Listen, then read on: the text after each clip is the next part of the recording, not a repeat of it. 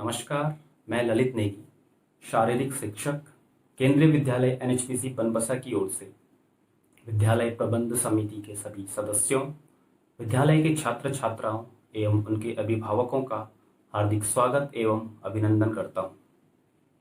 जैसा कि आप सभी जानते होंगे, प्रतिवर्ष 29 अगस्त को हॉकी के जादूगर के नाम से प्रसिद्ध मेजर ध्यानचंद जी का जन्म दिवस पूरे देश में हर्षोल्लास के साथ मनाया जाता है एवं इस अवसर पर विभिन्न खेल प्रतियोगिताएं, मुख्य तौर पर हॉकी की प्रतियोगिताएं आयोजित की जाती हैं। और आज ही के दिन यानी 29 अगस्त को खेलों में दिए जाने वाले पुरस्कार जैसे अर्जुन पुरस्कार, द्रोणाचार्य पुरस्कार, राजीव गांधी खेल रत्न पुरस्कार आदि दिए जाते हैं। परंतु इस वर्ष चूंकि पूरा विश्व कोविड-19 जैसी वैश्विक महामारी से जूझ रहा है एवं सभी कार्य ऑनलाइन किए जा रहे हैं, तो इनके जन्मदिवस को भी ऑनलाइन माध्यम से मनाया जा रहा है, जिसके तहत केंद्रीय विद्यालय संगठन की ओर से हमें भी ध्यानचंद जी के जन्मदिवस को ऑनलाइन मनाने के निर्देश प्राप्त हुए हैं और इसके अंतर्गत विभिन्न कार्यक्रम भी आयोजित किए जाएंगे।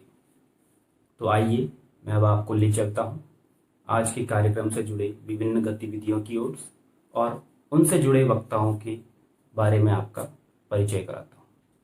सबसे पहले मेरे द्वारा मेजर ध्यानचंद जी के जीवन पर व राष्ट्रीय खेल दिवस पर विचार व्यक्त किया जाएगा। तत्पश्चात विद्यालय की आदरणीय प्राचार्य महोदया द्वारा खेलकूद के महत्व पर विचार रखा जाएगा।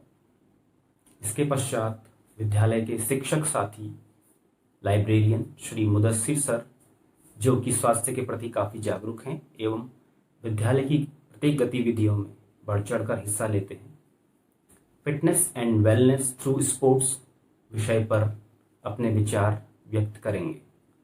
इसके पश्चात विद्यालय के ही 12वीं कक्षा के छात्र हर्षवर्धन रावत द्वारा इस महामारी के दौरान फिटनेस एट होम विषय पर फीडबैक प्रदान किया जाएगा। Last but not the least, विद्यालय प्रबंध समिति के नामित अध्यक्ष एवं आज के कार्यक्रम के मुख्य अतिथि श्री आनंद टेम्बरे, जो कि एक बेहतरीन क्रिकेटर भी हैं, उनके द्वारा हम सभी छात्र छात्राओं को एवं स्टाफ के सदस्यों को प्रेरणादायी संदेश प्रदान किया जाएगा। साथ ही साथ इस अवसर पर विद्यालय में पोस्टर मेकिंग प्रतियोगिता का भी आयोजन किया जा रहा है, जिसमें विभिन्न विषय दिए गए हैं। इस प्रतियोगिता में सर्वश्रेष्ठ पेंटिंग को विद्यालय एवं क्षेत्रीय कार्यालय की वेबसाइट पर अपलोड किया जाएगा। इसके अतिरिक्त विद्यालय में मेजर ध्यानचंद व उनके जीवन से जुड़ी घटनाओं पर आधारित एक प्रश्नोत्तरी का भी आयोजन किया जा रहा है, जिसमें 80% से अधिक अंक लाने वाले छात्र छात्राओं को श्रेष्ठता प्रमाण पत्र प्रदान किया जाएगा। साथ ही विद्यालय के कंप्यूटर शिक्षक PGTCS श्री आनंद मिश्रा द्वारा एक शॉर्ट फिल्म, जो कि ध्यानचंद जी के जीवन पर आधारित होगी, एवं इस कार्यक्रम से संबंधित फोटोज, वीडियोस एवं सर्टिफिकेट्स को विद्यालय की वेबसाइट पर अपलोड किया जाएगा। साथियों, जीवन में कई बार ऐसा होता है कि कोई चीज़ इंसान को इतनी पसंद आ जाती है कि वह उसके पीछे अपनी सुध बुध खो बैठता है, और ठीक यही मेजर ध्यानचंद जी के साथ भी हुआ। तो आइए अब मैं आप सबको एक छोटी सी क्लिप के माध्यम से मेजर ध्यानचंद जी के जीवन में घटित महत्वपूर्ण घटनाएं एवं तथ्यों से अवगत कराता हूँ। हॉकी के जादूगर मेजर ध्यानचंद जी को समर्पित। ध्यानचंद जी का बचपन का नाम ध्यान सिंह था और वह ड्यूटी के बाद अपनी अधिकतर प्रैक्टिस रात को चांद निकलने के बाद चांद की रोशनी में किया करते थे।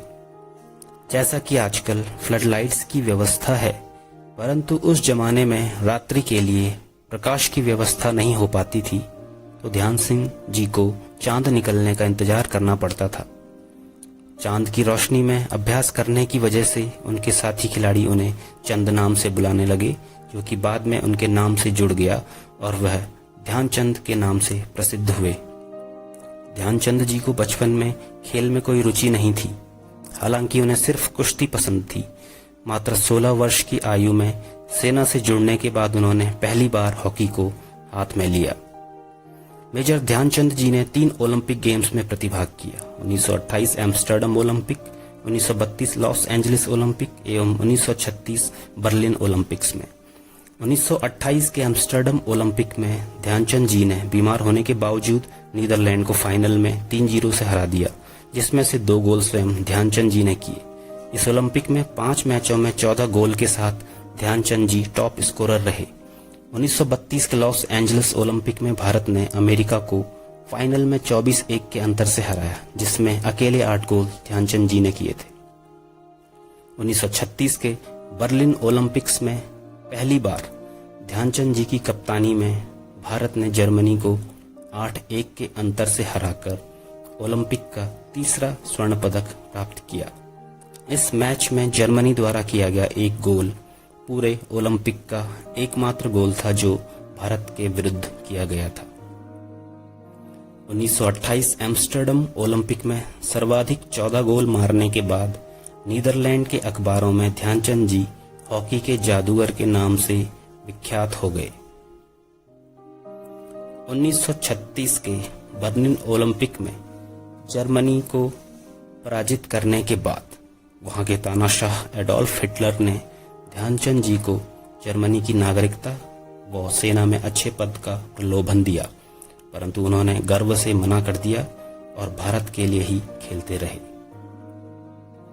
नीदरलैंड को फाइनल में हराने के बाद ध्यानचंद जी के खेल से हैरान होकर नीदरलैंड अथॉरिटी ने उनकी हॉकी को तुड़वाया, यह देखने के लिए कि कहीं कोई मैग्नेट उनकी हॉकी स्टिक में छिपा तो नहीं है। एक बार एक मैच में कई बार प्रयास करने के बाद भी गोल न कर पाने पर ध्यानचंद जी मैच रेफरी से गोल पोस्ट के नाप के बारे में चर्चा करने लगे और जब गोल पोस्ट को नापा गया तो उसकी मेजरमेंट स्टैंडर्ड साइज से कम पाई गई। भारतीय सरकार द्वारा ध्यानचंद जी के सम्मान में स्मृति स्वरूप एक पोस्टेज स्टाम्प जारी किया गया। ध्यानचंद जी एकमात्र भारतीय हॉकी खिलाड़ी हैं जिनकी स्मृति में स्टाम्प जारी किया गया है। ध्यानचंद जी के खेल से प्रभावित होकर लंदन में एक ट्यूब स्टेशन का नाम उनके नाम पर रखा गया है, जैसा कि भारत में मेट्रो स्टेशंस हैं। साथ ही लंदन के इंडियन जिमखाना क्लब में हॉकी के एस्ट्रो टर्फ पिच का नाम भी ध्यानचंद जी के नाम पर रखा गया है। क्रिकेट के दिग्गज खिलाड़ी सर डॉन ब्रैडमैन ने ध्यानचंद जी से मिलने के बाद उनकी तारीफ में कहा कि आप गोल इस तरह मारते हैं जिस तरह क्रिकेट में रन बनते हैं।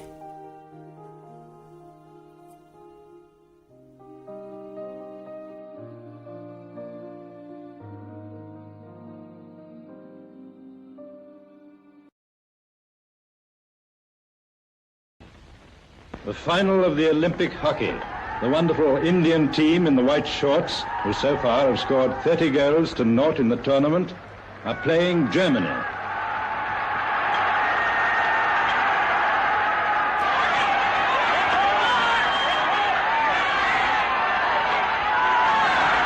India score.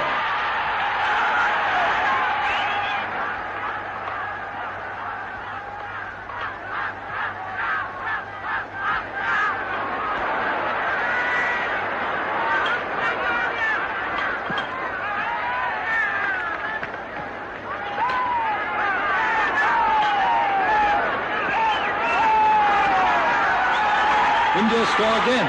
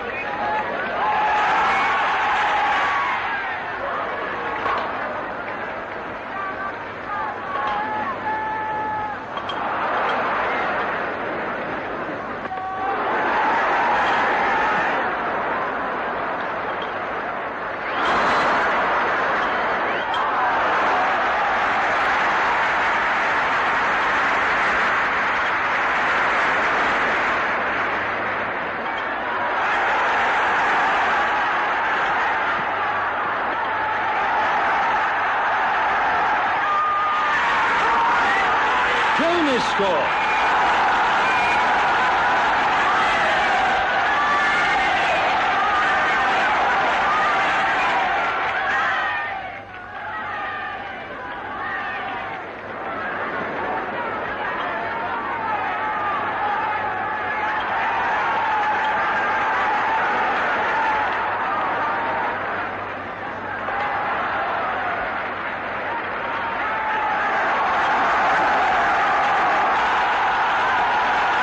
Final result was India 8, Germany 1. Major Dhyanchand का जन्म 29 अगस्त 1905 को इलाहाबाद के एक राजपूत परिवार में हुआ था। इनके पिता सोमेश्वर सिंह फौज में थे और इनकी माता श्यामा देवी गृहिणी थी। पिता सोमेश्वर सिंह का स्थानांतरण होने की वजह से यह परिवार सहित इलाहाबाद से झांसी आ गए, परंतु परिवार की आर्थिक स्थिति अच्छी न होने के कारण इनका भरण पोषण बहुत मुश्किल से हो पाता था। किंतु पिता के सेना में होने का एक फ़ायदा यह मिला कि उन्होंने अपने मझले बेटे ध्यान सिंह को भी सेना में भर्ती करवा दिया। ध्यान सिंह उस वक्त महज 16 वर्ष के थे जब उन्हें सिपाही के रूप में 1st ब्राह्मण रेजिमेंट में नियुक्ति प्राप्त हुई।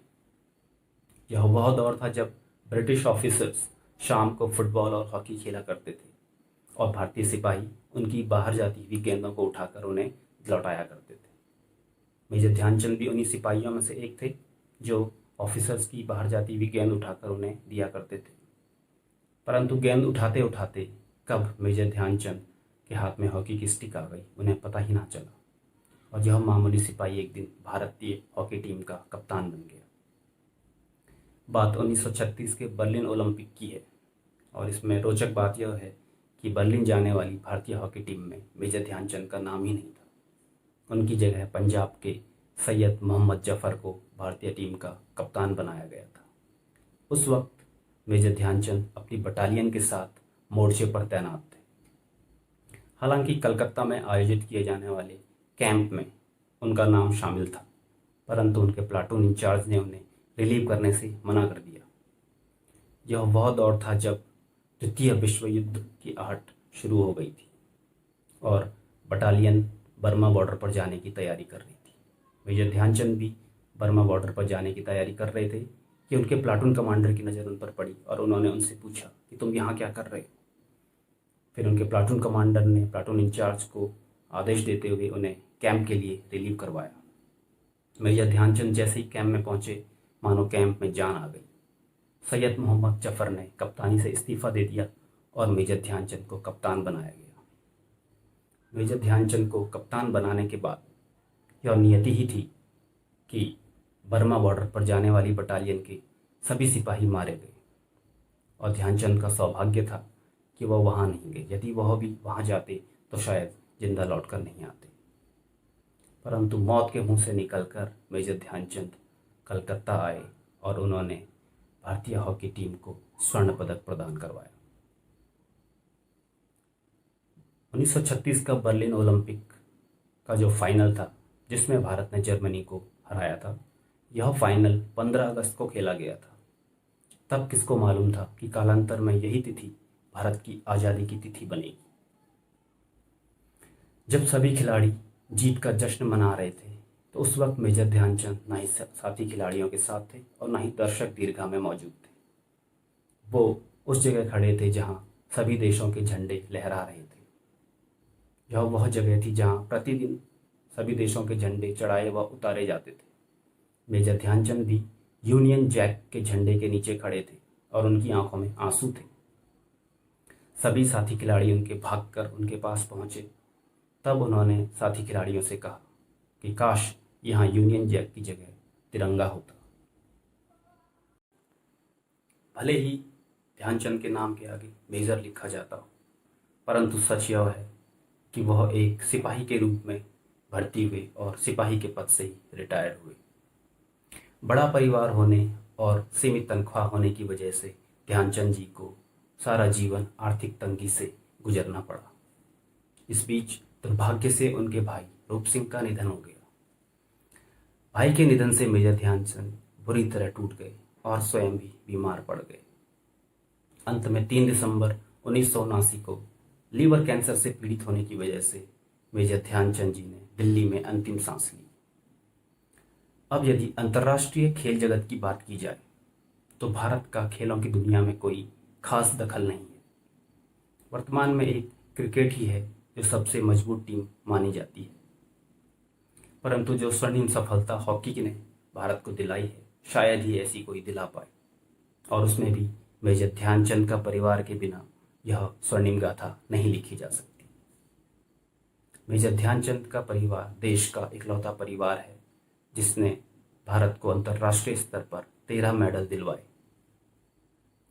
परंतु यह दुर्भाग्य है कि मेजर ध्यानचंद का जन्म एक ऐसे कालखंड में हुआ जब खेलों में पैसा नहीं था, शोहरत नहीं थी, सोशल मीडिया का अस्तित्व नहीं था और पेशेवर शैली का पदार्पण भी नहीं हुआ था, और समय इतना सरल था कि विश्व विजेता होने के बावजूद मेजर ध्यानचंद आजीवन एक सिपाही के रूप में नौकरी करते रहे। उन्हें तो स्वतंत्र भारत के झंडे के तले खेलने का भी सौभाग्य प्राप्त नहीं हुआ, लेकिन हॉकी की दुनिया ने थोक में गोल ठोकने वाला वह खिलाड़ी भी देखा जैसा आज तक कोई पैदा नहीं हुआ। यही है मेजर ध्यानचंद की कहानी, और ऐसी कहानियां रोज रोज पैदा नहीं होती। मेजर ध्यानचंद को वर्ष 1956 में पद्म भूषण से सम्मानित किया गया। उनके नाम से एक डाक टिकट भी जारी किया गया, परंतु आज देश का सर्वोच्च सम्मान उन्हें भारत रत्न देने की सिफारिश आज भी जारी है। भले ही उन्हें देश का सर्वोच्च सम्मान भारत रत्न मिले या ना मिले, परंतु हम भारतवासियों की दृष्टि में वह भारत रत्न थे, भारत रत्न हैं और भारत रत्न रहेंगे। इन्हीं शब्दों के साथ मैं अपनी वाणी को विराम देता हूँ। जय हिंद, जय भारत। अब मैं विद्यालय की आदरणीय प्राचार्य महोदया से निवेदन करूंगा कि वो इस ऑनलाइन मंच से खेलकूद के महत्व पे अपने विचार प्रकट करें। आदरणीय प्राचार्य महोदया। As you know, today is 29th August and it's the birthday of famous hockey player Major Dhyanchand. He was said to be the magical man who plays with his magic with his stick, with the hockey stick. I was very young. I remember in my childhood where I have spent my childhood, there was a stadium and I myself with my parents went to see his match. That time he was not that much famous personality, not a national hero, but he was a hero of the state level and other competitions. So in my childhood, once with my parents I went to the stadium and saw his match. Gradually he got a fame, he worked hard, he got the fame and he became a national and international hockey player. So on the occasion of the birthday of Major Dhyanchand, that is on 29th of August, India celebrates the National Sports Day. As we know that both games and sports are very important for all of us because they keep us strong, healthy and fit. Games and sports are the area which can give us a change from our same daily routine. Every one of us likes sports. The sports may vary. Someone like cricket, someone like hockey, someone like badminton. But each and every one of us have an interest in games and sports and we like any one of the sports. Sports is also a means of entertainment for us as we all know that it's a physical activity for us. Games and sports are also the character building in the human beings. The person who is a very good sportsman or sportswoman is always having a good character and is always having a helping nature. It also gives our body energy and strength. If we are involved in the sports and games activity, then we have a very good mental and physical growth also, as well as our body also develop properly. And we also learn many things through games and sports. It helps us to also develop our personality, confidence, and also maintain the physical and mental balance. Being interested in sports and games activities, we also learn how to tackle the difficult situations in our life. Children, as we know that we all are in different families, each family is having different background. Some of the families, the parents are very protective to the children. In some of the families, the parents do not give that much protection. So the child has to come up, he has to pass through many phases in his childhood. And if the child is interested in any of the games and sports, that helps him to face different situations, the adverse and the drastic situations in his life. It also helps us to keep our body relaxed and also free from the tension. It has been observed by me that the child who is good in games and sports, he is having a very good mental status as well as the physical status. Some of them are very quick whenever there is adverse condition, or you can say whenever there is any natural calamities like landslide, flood, earthquake. So they are that time very much active. Those children who are good in sport, they are also very much active whenever they face the natural calamities. It also makes a person, games and sports also help a person to make himself physically and mentally strong. It also helps to shape the body and the mind also, and it also removes the lethargy from the body. It also improves your blood circulation and improves the mental well-being of the person. When we talk about improving the blood circulation all through the body, that means there is proper oxygen supply in our body. When we get a proper oxygen supply in our body, then only the blood circulation is also proper. It has also been observed that the person who is active in games and sports are very much efficient in the work or in the field wherever they are working. As the games and sports removes the mental exhaustion and also makes one capable to do any type of hard work. It may be the work of a labor also, digging or lifting any heavy articles or item. Now in our modern education system also, emphasis has been given in the sports and games, and as you know, in our Kendriya Vidyalaya Sangathan also, we have special games teacher, and also we have the sports and games period also in our timetable. This is all because it makes the children tension free, and they also enjoy the games and sports. So without games and sports, any type of education is incomplete, whether the child is studying in nursery, school, lower KG, upper KG or any other classes. Without games and sports, the education is incomplete. The sports also develops enthusiasm in the youth. It improves the memory level, concentration level, learning capacity of the children. A small child can become a very famous national or the international level player also if he starts practicing the particular sport of his interest right from his or her childhood. As you all know that the government are also emphasizing to take care of the children right from the age of 4 or 5 years, looking at the interest of the child in which particular game he is interested. So he is being given the training also right from 4 or 5 years onwards. Children who participate in the sports competition, maybe in the school level, regional level, college, university, they are getting some benefits also from the government. As you know, in the Kendriya Vidyalaya Sangathan, the children who participate at our regional level competition, they get some benefits in the admission, particularly in class 11, as well as when they go to join the college or university.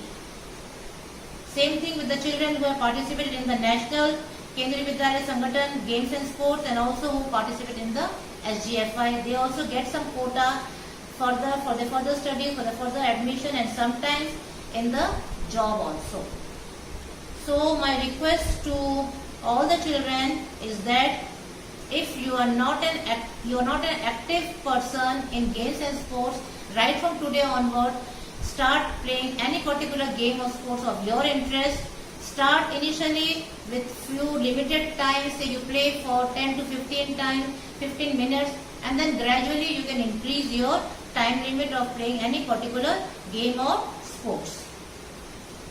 Children, as you know that a healthy mind is found in a healthy body.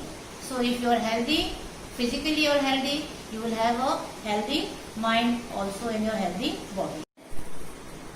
Children, at the end I would like to conclude by saying that if you are physically fit, your immune system will also be fit.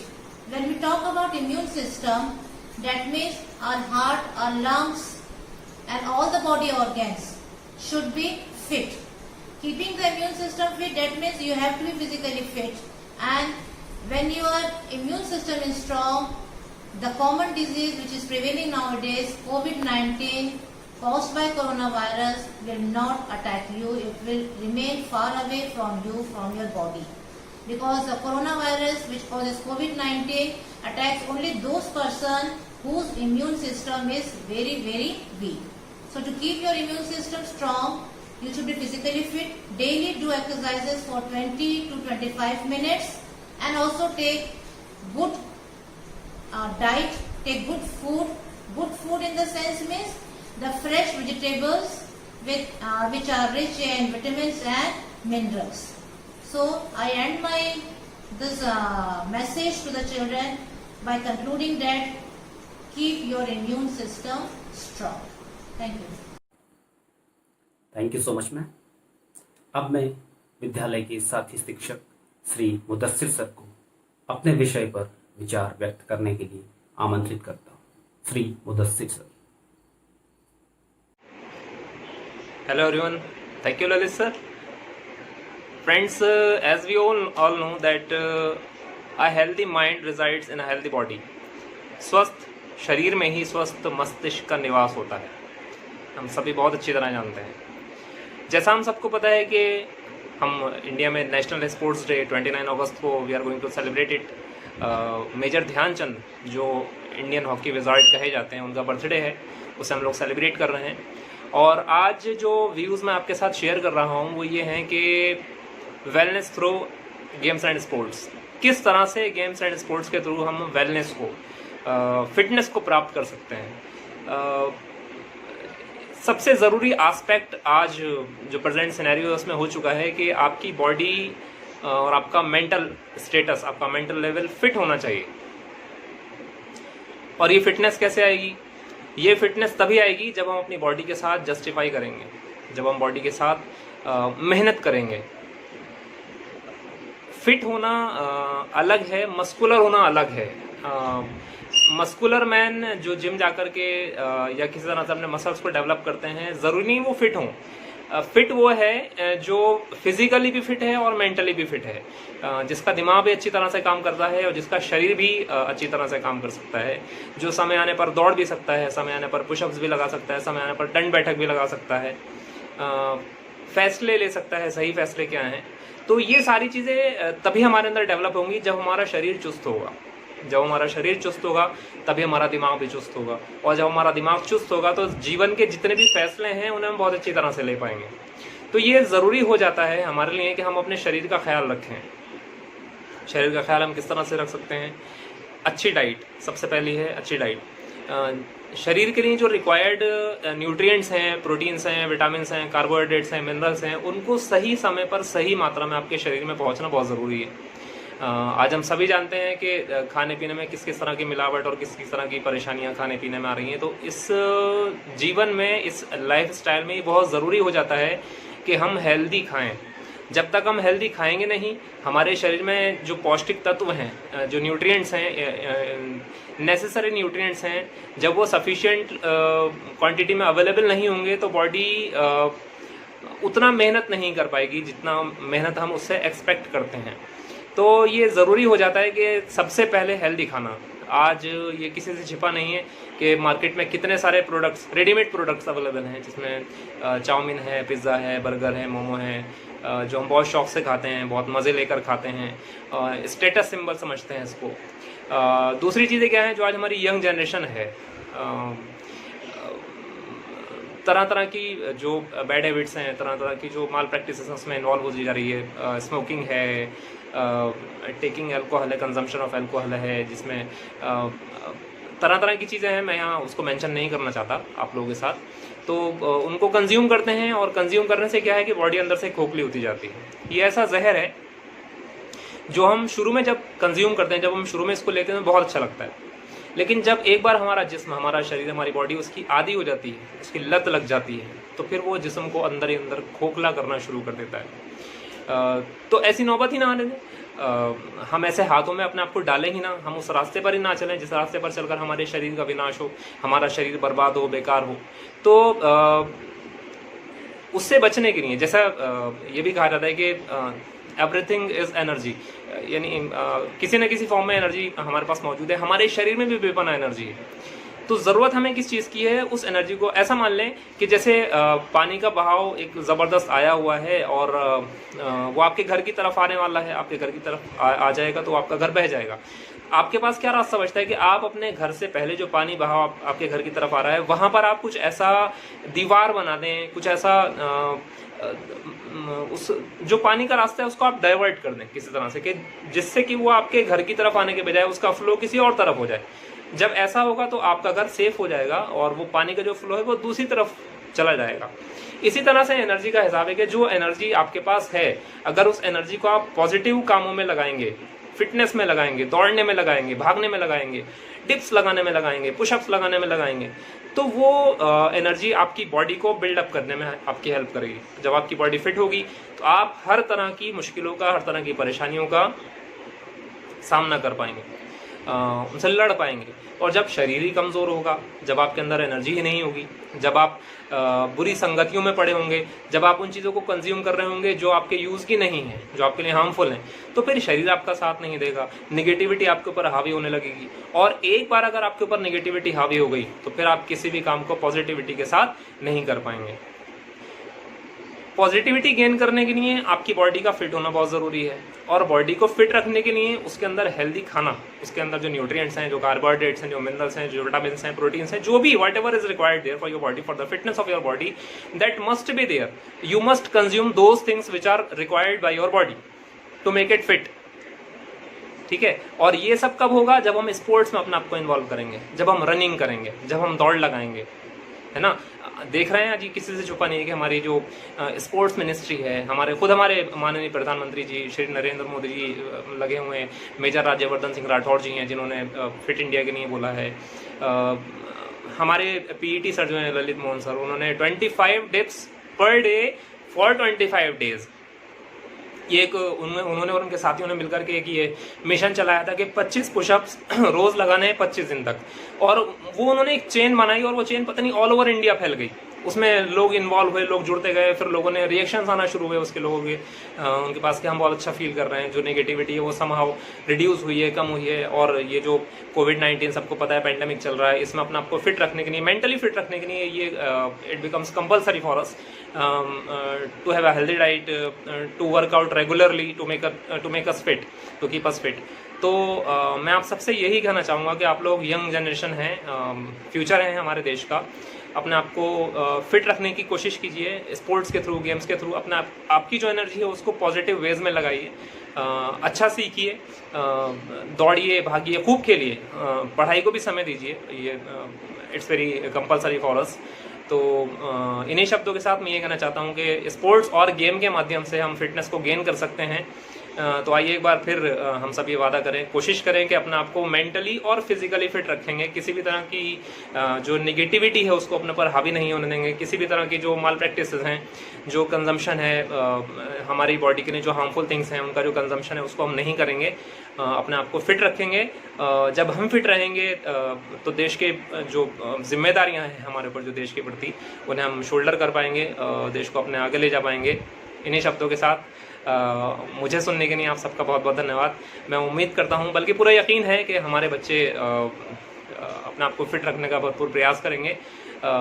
किसी भी तरह की जो नकारात्मकता है, negativity, उसको अपने पर हावी नहीं होने देंगे। सकारात्मक सोचेंगे, सकारात्मक सोच के साथ आगे बढ़ेंगे, अपने साथ अपने राष्ट्र को, अपने देश को भी आगे बढ़ाएंगे। इन्हीं शब्दों के साथ जय हिंद, जय भारत। बहुत बहुत धन्यवाद सर। अब मैं विद्यालय की कक्षा 12वीं के छात्र हर्षवर्धन रावत को कोविड-19 के दौरान फिटनेस एट होम विषय पर अपना फीडबैक देने के लिए आमंत्रित करता हूँ। Harshvardhan Rawat. Good morning or good afternoon, one and all, not only present here, everywhere, but stay home, stay safe. Today we are virtually gathered here to celebrate National Sports Day, which is a very auspicious occasion for me as well as every children out there who is somehow connected to the sports or physical activities. So let's get started. And I'm very thankful of my all teachers that to having faith in me so that I can express my views in front of all everyone. August 29 is celebrated as National Sports Day. It is the birthday of the legend Major Dhyan Chand, one of the best sportsmen ever to have graced the game of hockey. Hockey always has a special place among the Indians. Our generation sometimes look back into the sense of disbelief that the golden era of Indian hockey has India in it. When India won 3 Olympic gold medals in field of hockey in 1929, 1932, 1936, that era was led by none other than Major Dhyan Chand, who scored 33 goals in only 12 matches. Dhyan Chand was born in Allahabad. Dhyan Chand joined the Indian Army in age of 16 and never played hockey during his childhood. Slowly he was attracted to the game and he progressed like a lightning McQueen, and soon he was representing India. In 1936 Olympics, Dhyan Chand displays unbelievable skill with its hockey stick that the German newspaper carried a banner headlined, "The Olympic Complex has a magic show too." The next day, the poster were displayed all over the Berlin that showed, I quote, "Visit the hockey stadium to watch the Indian magician Dhyan Chand in action." And there is also a legendary story saying that his skill was so good and godly that one instant his opponent went to his physical check of hockey stick. If there is a special glue that sticks the ball in his stick, he scored 400 goals in his career from 1926 to 1948. After putting his stamp in international hockey arena and having served country to reach its pinnacles of glory multiple times, Dhyan Chand passed away on 3rd January 1979. He remains a legend figure in Indians and World Hockey Federation. The most noted memorial for him is the Major Dhyan Chand Award, the highest award of lifetime achievement in sports and games in India, and the National Sports Day is celebrated on his birthday. Friends, sports is very important activity for all students. It is a one activity which can help us to develop multiple quality like sense of togetherness, leadership skills, stamina, physical strength, planning and strategy, patriotism, and teamwork, the quality which helps us to excel in life. National Sports Day is not only tribute to one of the greatest in the game, it is also remind as the importance of sports in our life. Thank you and have a nice day. Thank you so much Harsh. अब मैं प्रेरणादायी संदेश के लिए Shri Anand Tembre sir, जो कि आज के कार्यक्रम के मुख्य अतिथि हैं एवं विद्यालय प्रबंध समिति के नामित अध्यक्ष हैं, को आमंत्रित करता हूं। Shri Anand Tembre sir. Good morning all of you. सबसे पहले मैं प्रिंसिपल मैम श्रीमती रंजना बरपाल जी का बहुत बहुत धन्यवाद देता हूँ कि उन्होंने आज के शुभ अवसर पर मुझे कुछ बोलने का मौका दिया। मैडम का अपना व्यक्तित्व बहुत ही शानदार है। बहुत अच्छे से इन्होंने स्कूल चला रहे हैं पिछले 3 सालों से। बहुत सारे बच्चों ने मुझे देखा भी होगा अपने स्कूलों में, तो मैं पहले अपने बारे में कुछ बताता हूँ। मेरा नाम आनंद कुमार टेम्बरे है। मैं NHPC में डीजे में 4 के पद पर कार्य कर रहा हूँ। NHPC अपने आप में एक बहुत बड़ी ऑर्गेनाइजेशन है जो हाइड्रो पावर सेक्टर में नंबर 1 पे है इंडिया में। हमारे कुल 22 power station all over India चल रहे हैं। तो और जो बच्चों आपको जो बताने वाली बात वो है कि आप लोगों की तरह ही मैं भी एक केंद्रीय विद्यालय से ही पढ़ा हूँ। मैंने अपनी लाइफ केंद्रीय विद्यालय अहमदनगर से स्टार्ट की थी, फर्स्ट सेकेंड थर्ड। उसके बाद अलग अलग केंद्रीय विद्यालय इसमें पढ़ा हूँ और फाइनली आज यहाँ पर आप सबके समक्ष। मैंने अपनी एजुकेशन पूना से की थी, ग्रेजुएशन पोस्ट ग्रेजुएशन मेरा पूना से है। और सबसे अच्छा लगता है कि इस पद पे आने के बाद भी मैं आप बच्चों के साथ एक नॉमिनी चेयरमैन के रूप में अपने स्कूल के साथ जुड़ा हूँ, जो अपने आप में मुझे एक बहुत सौभाग्यशाली मानता हूँ मैं अपने आप को कि कल तक मैं जिन बच्चों के साथ में था, या मैं स्वयं एक बच्चा था, स्कूल में पढ़ता था, आज आप लोगों के समक्ष हूँ, आप लोगों के साथ कार्य कर रहा हूँ। अच्छा लगता है। रंजना बरपाल मैडम जी का बहुत बहुत धन्यवाद और बहुत बहुत मुबारकबाद देता हूँ उनको कि लास्ट ईयर जो रिजल्ट आया है वो अपने आप में बड़ा यूनिक रिजल्ट आया है। हमारे बहुत सारे बच्चों ने जो है वो डिस्ट्रिक्ट में भी अव्वल रहे हैं। डिस्ट्रिक्ट में भी उन्होंने द्वितीय या तृतीय स्थान प्राप्त किया है। मैं अपनी तरफ से और समस्त NHPC परिवार की तरफ से उन सबको उनके उज्जवल भविष्य की कामना करता हूँ और साथ में उम्मीद करता हूँ कि बाकी बच्चे भी इन बच्चों से सीख लेंगे और इसी तरह जो है NHPC अपने स्कूल का, अपने टीचर्स का नाम उज्जवल करेंगे। जो आज का विषय है बच्चों वो है खेल का महत्व। जैसा कि आप सबको पता ही है, खेल का अपने आप में एक बहुत विशिष्ट महत्व है। हम लोग, मैं स्वयं एक अच्छा खिलाड़ी रहा हूँ, लगभग सारे गेम खेलते हैं, गिल्ली डंडा से लेके आप लॉन टेनिस, स्क्वैश तक ले लीजिए। और अच्छा लगता है खेलना जो है। खेलना अच्छा इसलिए लगता है क्योंकि खेल एक हमारे जीवन में, व्यक्तिगत जीवन में एक बहुत इंपॉर्टेंट रोल प्ले करता है। रोल प्ले करता है, किस तरह का रोल प्ले करता है? खेल जो है हमारा मानसिक विकास और शारीरिक विकास, ये दोनों ही किसी भी व्यक्ति को सफल बनाने में एक महत्वपूर्ण योगदान रखते हैं। और इसके लिए आपका मेंटल फिटनेस और फिजिकल फिटनेस, ये दोनों चीजें ही का ही अपना विशिष्ट महत्व है। अगर आप में से, आपके पास में 2 में से कोई एक चीज भी नहीं है तो आप कहीं ना कहीं जरूर लड़खड़ा जाओगे अपनी लाइफ में। और अगर ये दोनों का संतुलन आप लोगों के पास है बच्चों, तो मुझे नहीं लगता कि दुनिया की कोई ताकत है जो आप लोगों को आगे बढ़ने से रोक सकती है। हमारे पास ऐसे बहुत सारे एग्जाम्पल्स हैं। हिमा दास का एग्जाम्पल देख लीजिएगा, PT उषा जी का देख लीजिएगा, मिल्खा सिंह जी का देख लीजिए, MS धोनी सबसे बड़ा एग्जाम्पल आज की डेट में मेरी नजरों के सामने दिखता है, जो एक बहुत छोटे से शहरों से आके जिन्होंने इंडिया को वर्ल्ड कप तक दिलवाया है। ये सारे एक इंस्पिरेशनल हैं हम लोगों के लिए। हम भी इनसे बहुत कुछ सीखते हैं और आप सब लोगों को भी इनसे सीखना चाहिए कि किस तरह बॉडी को फिट रखा जाता है, अपने एम्बिशन की तरफ बढ़ा जाता है। बच्चों, सक्सेस प्राप्त करने के लिए 3 चीजें बहुत जरूरी होती है। पहली चीज जो आती है उसमें वो है एम्बिशन, आपका सपना।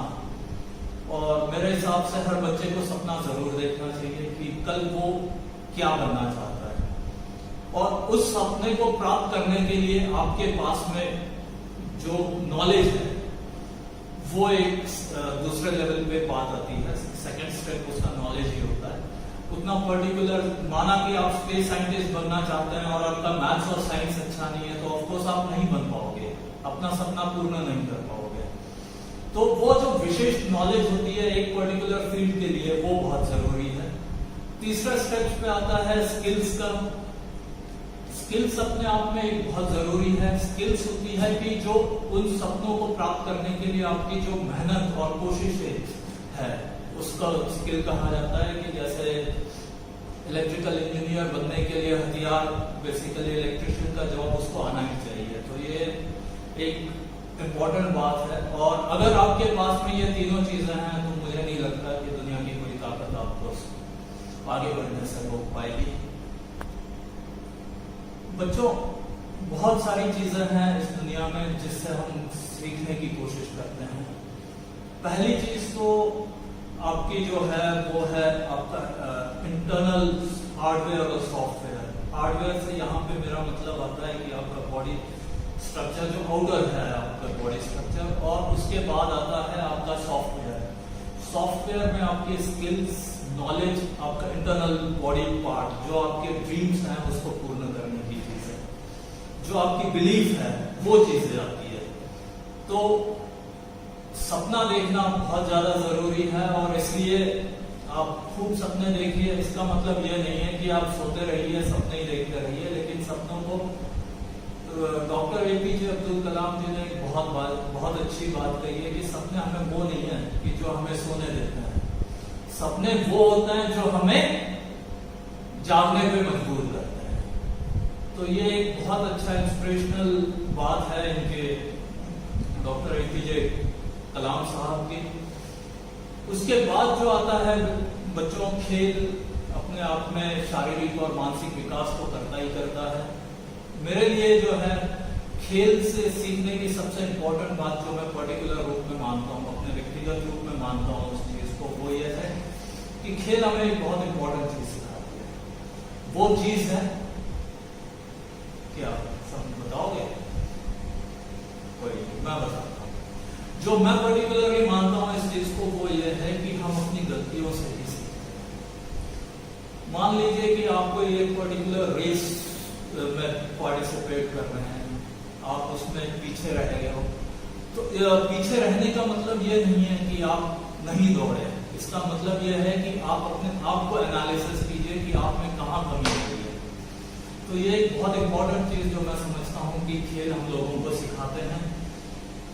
और दूसरी चीज ये है कि yes I can do it. एक बहुत पॉजिटिव अप्रोच रखिए अपने दिमाग में, yes I can do it. और जब आप ये चीज को मान के चलोगे तो अपने आप सक्सेस आपके साथ रहेगी। पहली चीज तो यही है कि आप सोचिए उस चीज को, सपना देखिए कि यस मैं कर सकता हूँ। तो फिर अपने आप को एनालिसिस कीजिए कि किस तरह मैं अपनी कमियों को देखिए।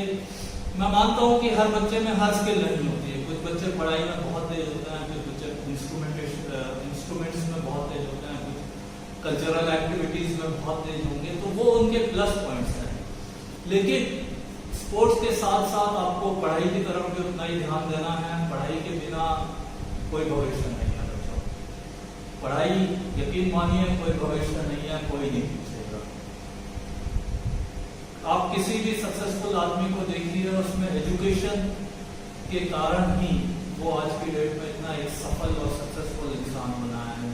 दुनिया के जितने मल्टीनेशनल कंपनीज देख लीजिए, उनके सीईओ देख लीजिए, सारे इन लोगों में कुछ एक डिफरेंट स्किल्स थी, डिफरेंट अप्रोच थी। और हमेशा एक चीज और कहना चाहूंगा कि एक out of the box thinking होती है, एक ट्रेडिशनल थिंकिंग होती है जो हमेशा हर लोग फॉलो करते हैं। उससे, उस बॉक्स से निकल के सोचिए कुछ नया। हमेशा एक आज की दुनिया में जो है नयापन हर चीज में चाहिए। जैसे आपका मोबाइल सॉफ्टवेयर कंपनीज जो है वो हर बार अपने सॉफ्टवेयर को डेवलप करते रहते हैं। उसी तरह आपको भी जरूरत है कि आप अपनी जो स्किल्स हैं उनको डेवलप करते रहिए। देखिए कि आप कहाँ कमजोर है, जो चीज में आप कमजोर है उसको छोड़ना नहीं है, उसी चीज को और अच्छे से तैयारी करना है। और यकीन मानिए जिस दिन से आप ऐसा करने लग जाओगे उस दिन आप अपने आप सफलता की तरफ एक कदम बढ़ा चुके हो। दूसरी चीज है बेटा कि आपकी जो अप्रोच है, अप्रोच के साथ साथ एक पॉजिटिव अप्रोच के साथ काम कीजिए, एक दूसरों को क्रिटिसाइज मत कीजिए, मिलजुल के रहिए और मिलजुल के रहिए। उसके साथ में जो है अपने आप पे विश्वास रखिए कि हाँ मैं ये चीज कर सकता हूँ।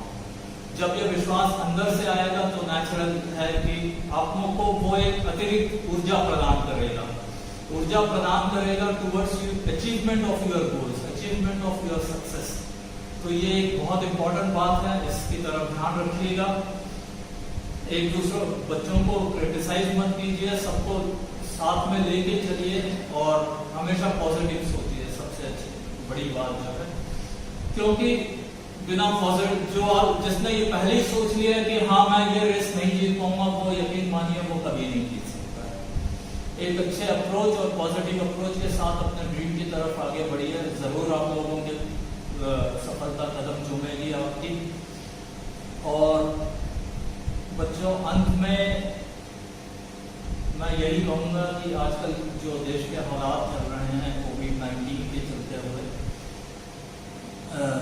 आप सब बच्चों से गुजारिश है कि अपने घर पे रहें, अपने हाथ बार बार धोते रहें, एक दूसरे के साथ सोशल डिस्टेंसिंग मेंटेन करते रहें। और जो भी जितने बच्चे कैंपस में रह रहे हैं उन सबके लिए एक रिक्वेस्ट भी है कि जो मैनेजमेंट के डिसीजंस होते हैं उसको पालन करने में हम लोगों का मैनेजमेंट का सहयोग दें।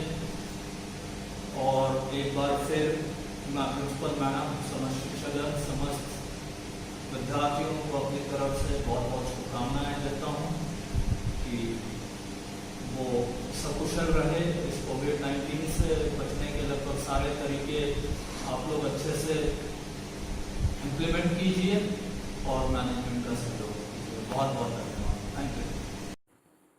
Thank you so much sir. अब मैं कार्यक्रम को समापन की ओर ले जाते हुए विद्यालय के PGT physics Shri KS. Rawat sir को धन्यवाद ज्ञापन के लिए आमंत्रित करता हूँ। श्री रावत सर। बहुत धन्यवाद ललित सर, आपने राष्ट्रीय खेलकूद दिवस में धन्यवाद ज्ञापन प्रेषित करने के लिए मुझे आमंत्रित किया। मैं बहुत ही खुश हूँ और ये एक हर्ष का विषय है कि ऐसी पेंडेमिक के दौरान, जिस दौरान हम लोग घर से बाहर नहीं निकल सकते, जिस दौरान हम लोगों को बहुत सारे नियम और रूल्स एंड रेगुलेशंस का पालन करना है, उस दौरान बच्चों से किस तरीके से हम खेलों के प्रति उनको जागरूक कर रहे हैं, खेलों के प्रति, या अंदर ही किसी तरीके से कोई भी ऐसी एक्सरसाइजेज हम आपको बताएं जिससे कि आप लोग फिट रहें, फिजिकली फिट रहें। इसके लिए राष्ट्रीय खेलकूद दिवस का आयोजन बहुत ही महत्वपूर्ण है। मैं प्राचार्य महोदया श्रीमती रंजना बर्फाल जी और nominee chairman VMC Shri Tembare जी का भी आभार प्रकट करता हूं कि उन्होंने इस संबंध में अपने विचार रखे और विचार रखने के बाद हमारे बच्चों को बहुत ही अच्छे तरीके से, किस तरीके से फिटनेस की जाती है, किस तरीके से उन्हें फिट रहना है, इसके बारे में उन्हें बताया। मैं मोहम्मद मुदस्सिर सर का भी आभार प्रकट करता हूं क्योंकि उन्होंने अपने वक्तव्य में ये बताया कि वास्तव में एक मेंटल फिटनेस और एक फिजिकल फिटनेस के बीच में क्या साइंटिफिक रीज़न है, कौन कौन से वैज्ञानिक कारण है कि एक जो मेंटल फिटनेस और एक फिजिकल फिटनेस आपस में इंटरलिंक्ड है। मैं आभार प्रकट करूंगा ललित मोहन नेगी जी का, जिन्होंने बहुत सारे प्रोग्राम इस में ऑर्गेनाइज कराए और उन प्रोग्राम में उन्होंने 28 तारीख को स्पोर्ट्स क्विज कराया, 27 तारीख को उन्होंने पोस्टर मेकिंग कंपटीशन कराया। तो ये सारे के सारे प्रोग्राम्स इस पेंडेमिक में बच्चों से करवाना, उनके पास उनसे मंगाना ऑनलाइन, ये बहुत ही कठिन कार्य होता है। इतना ज़्यादा हम बच्चों को हमारे कंट्रोल में नहीं होते हैं, लेकिन इनके बहुत ही एफर्ट से, बहुत ज़्यादा एफर्ट से ये सारी चीज़ें पॉसिबल हो पाई। और मैं फिर से आप सब लोगों को एक चीज़ बताना चाहता हूँ कि स्वस्थ शरीर में ही स्वस्थ मस्तिष्क का वास होता है। आजकल क्योंकि हम बाहर नहीं जा पा रहे हैं, आजकल क्योंकि हम बाहर नहीं निकल पा रहे हैं, इसलिए जो भी कम जगह है आपके पास, उसमें आप अपनी फिजिकल फिटनेस का योग से किसी भी तरीके से ध्यान रखें। अगर आप फिजिकली फिट नहीं होंगे तो निश्चित रूप से मेंटली आप लोग फिट नहीं होंगे। और एक वाकया मैं भी सुनाना चाहूँगा मेजर ध्यानचंद जी का। उन्होंने एक बार एक मैच ऐसा हुआ, हालांकि उन्होंने बहुत सारे गोल किए, हर ईयर में उन्होंने 100 से ज़्यादा गोल किए, तो एक वाकया उनका ऐसा था, एक मैच में वो बिल्कुल गोल नहीं कर पाए। और जब बिल्कुल गोल नहीं कर पाए तो उसके बाद उन्होंने बाद में उस गोल पोस्ट का मेजरमेंट किया तो पता चला कि गोल पोस्ट जो एक स्टैंडर्ड गोल पोस्ट होता है उससे छोटा था। इसका मतलब है कि यदि आप स्पोर्ट्स करते हैं, यदि आप फिजिकली फिट रहते हैं, तो आप मेंटली भी फिट रहते हैं, क्योंकि आपको ये पता रहता है कि कहाँ पे किस तरह कैसी मेहनत करनी है किसी भी गोल को अचीव करने के लिए। एक कोई ज़रूरी नहीं है कि ये गोल आपका एक हॉकी का गोल हो, कोई ज़रूरी नहीं है कि ये गोल आपका एक फुटबॉल का गोल हो। ये ज़रूरी है कि वो उद्देश्य, जिस उद्देश्य के लिए आप लोग पढ़ रहे हैं, लिख रहे हैं, उसके लिए भी आपको ये इतनी मास्टरी या इतना ज़्यादा परफेक्शन होना ज़रूरी है।